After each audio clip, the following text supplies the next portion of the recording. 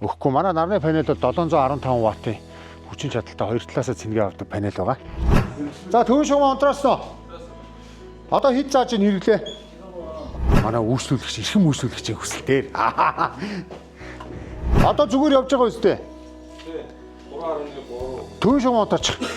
수준된 PV를 다시 여기 이제 인버터 쪽으로 넣어주면은 인버터에서 DC 전기를 AC 전기로 바꾸어 가지고 가정에 쓸 수 있게끔 이렇게 배전 쪽으로 다시 가정 전기를 쓸 수 있는 배전망으로 이렇게 나오게 되어 있습니다. За одоо тэгээд панелнаас орж ирсэн эрчим хүчнийг бид нар оруулаад инвертертэй холбоно.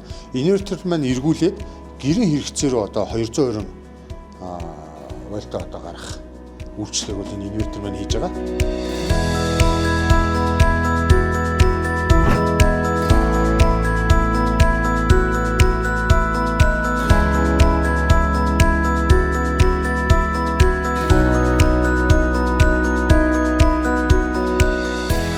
За тэгээд ерөнхийдөө бидэд бол одоо нөгөө хэрэглэгчийн зүгээс 10 кВт-ийн тогийн хэрэглээ захиалга өгсөн учраас тухайн айлынхаа одоо цахилгааны монтажн дээр бид нар тус нь гэж ажиллаж байгаа. Яагаад гэж юм гэхээр бүх систем маань 10 кВт-аас дээш одоо хэрэглээ орсон тохиолдолд инвертер маань тэрнээс илүү хүчин чадлыг гаргаж чадахгүй учраас одоо тухайн айлын бол одоо энэ шалны халаалтын нэг хэсэг байлаа гэхэд эндээс бид нар хуваарлаад за тог тасарсан тохиолдолд энэ айлын маань гэрэл чийдэн Univision хөрөгч зурагт утас цэнэглэх зэрэг одоо бүх тог бол байж байна. Гэхдээ одоо энэ айл маань мэдээж нэмэлтээр бас том байшин учраас халаалтын үлдээхийн тулд одоо энэ 4 5 6 хэсэгчилсэн газраас нэг ширхэг одоо хэсэгчилсэн хэсгийг одоо 10 кВт-ыг тааруулаад ингээ үлдээж байгаа.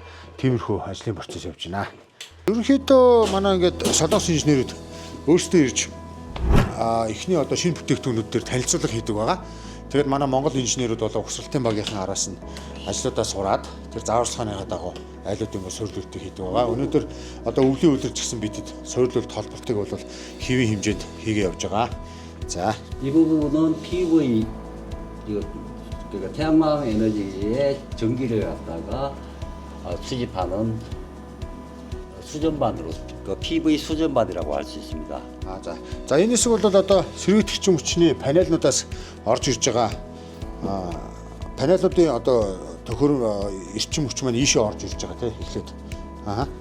За одоо ингээд та бүхэндээ ингээд тохиргооны тухай танилцуулъя. Одоо нарны юу байхгүй байгаа. Энерги байхгүй гадаа харах ус учраас. За 220 орж ирлээ. Гэрийн хэрэглээ 746 ватт шүү. За манай системийн тохиргоо нь юун дээр байна вэ гэхээр та бүхэнд харуулъя. За SBU гэдэг тохиргоон дээр байна гэсэн үг. Энэ юу гэсэн утгатай вэ гэхээр Sun Battery Utility байхгүй. За эхлээд нараа аавна. За нараараа авж жагаад нар байхгүй жаргасан тохиолдолд бид нар батарейгаа авч эхэлнэ. Батарейн цэнийг дуусгахад төвийн шугам орж ирнэ гэсэн юм 3 төрлийн тохиргоон дээр байгаа шүү. За нар, батарей, төвийн шугам гэсэн. Ийм тохиргоотой манайх ажилладаг байна.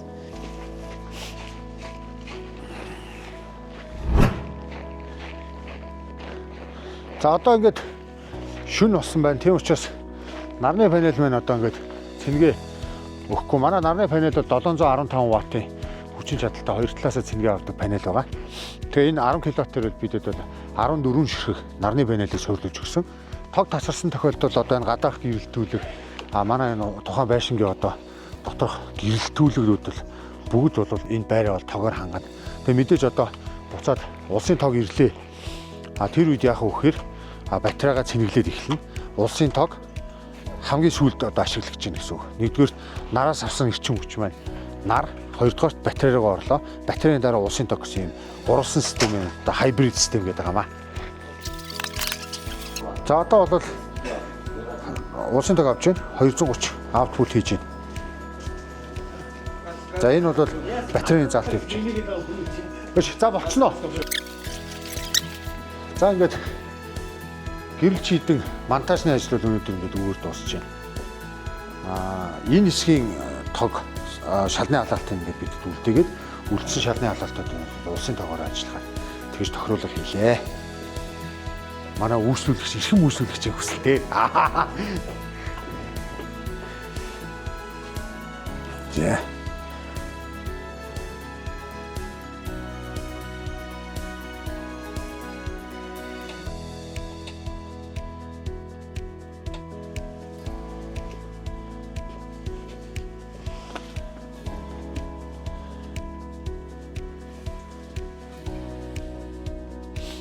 нь амар документэр бол.